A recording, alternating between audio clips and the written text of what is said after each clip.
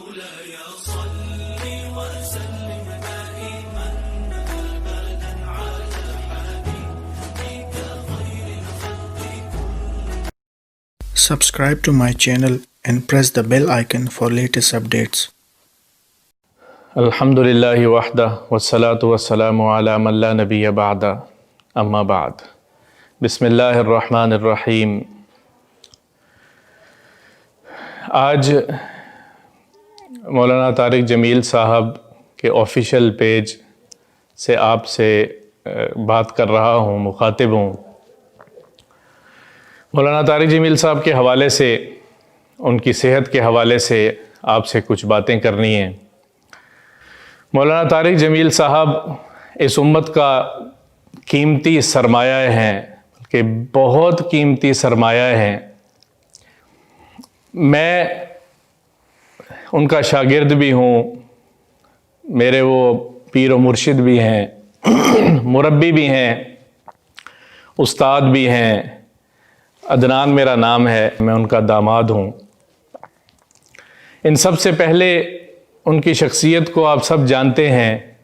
صدیوں میں کوئی ایسا شخص اس دھرتی پہ پیدا ہوتا ہے جس سے اللہ اس طرح سے کام لیتا ہے پوری دنیا میں، طول و عرض میں. مولانا طارق جمیل صاحب کی زبان کو، ان کے کلام کو، ان کے بول کو اللہ نے ہدایت بنایا ہے. 96-97 میں پہلی مرتبہ میں کالج میں پڑھتا تھا تو ان کا بیان سنا. انہوں نے اللہ کو بولا، لا الہ الا اللہ کو بولا، تو لوگوں کے دلوں میں لا الہ الا اللہ کی عظمت کو بھر دیا، اللہ کی بڑائی کو بھر دیا. انہوں نے اپنے حبیب کی زندگی کو بولا تو ہم سب کی زندگیاں تبدیل ہوتی چلی گئیں. ہزاروں لاکھوں ایسے واقعات ہیں کہ صرف ان کے بیان سن کے ان کی زندگیاں تبدیل ہوئی ہیں.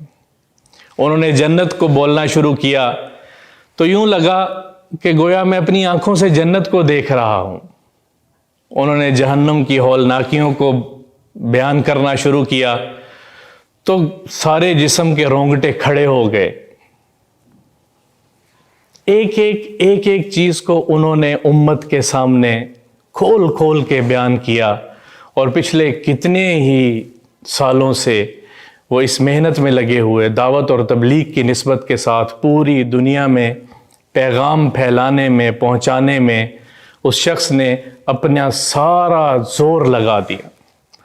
کسی کی تنقید کی پرواہ نہیں کی، کسی کے طعنوں کی پرواہ نہیں کی. محبت کا پیغام لے کر ساری دنیا میں انہوں نے محبت کا پیغام ہی پہنچایا. اور اللہ ان کی محبت کو ہم سب کے دلوں میں پھیلاتا چلا گیا، بڑھاتا چلا گیا، یہاں تک کہ ساری دنیا میں لوگوں میں انسانیت کی محبت کو پھیلاتے پھیلاتے ساری دنیا کے دلوں میں اللہ نے ان کی محبت کو بھی ڈال دیا.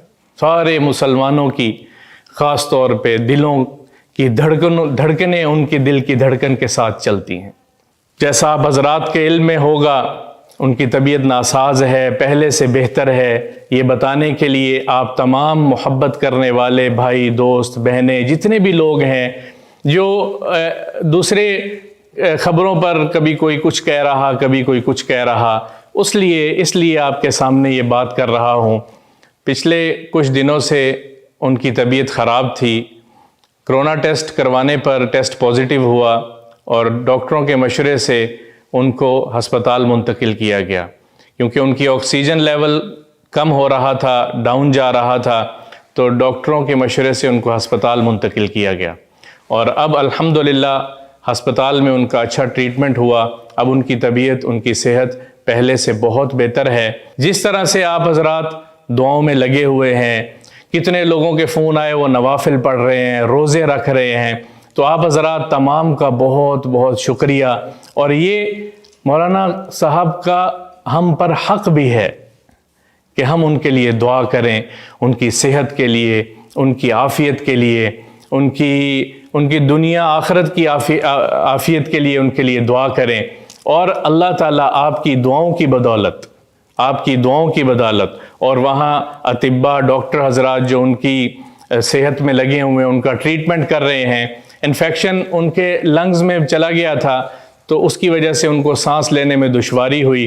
تو اب الحمدللہ وہ کنٹرول ہے سب کچھ، اور ان کی صحت بحالی کی طرف ہے اور بہتر معاملہ ہو رہا ہے.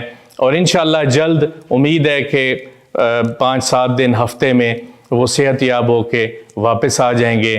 ہم لوگ سب ان کے لیے دعا گو ہیں. اللہ ان کی زندگی اور سلامت رکھے، تا دیر ان کا سایہ قائم و دائم رکھے.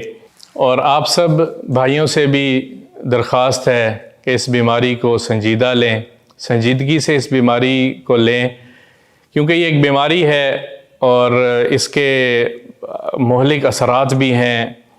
تو اس میں ہم اپنے آپ کو محفوظ رکھیں، اپنے گھر والوں کو محفوظ رکھیں، اپنے بڑوں کو محفوظ رکھیں، پوری احتیاط کے ساتھ. جو گورنمنٹ ہمیں احتیاط بتا رہی ہے، اطباء ڈاکٹر حضرات جو احتیاط ہمیں بتا رہے ہیں، ان تمام احتیاطوں کے ساتھ اپنے روزمرہ کے کام کریں، زندگی گزاریں، کیونکہ اس میں سے ہم نے نکلنا ہے. یہ ایک بیماری ہے، اللہ کی طرف سے آزمائش ہے. اللہ عافیت کے ساتھ اس آزمائش میں سے ہمیں نکالے اور اس کو ختم فرمائے.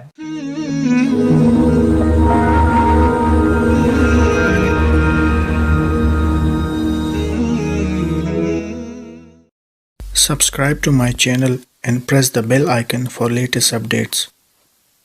صلوا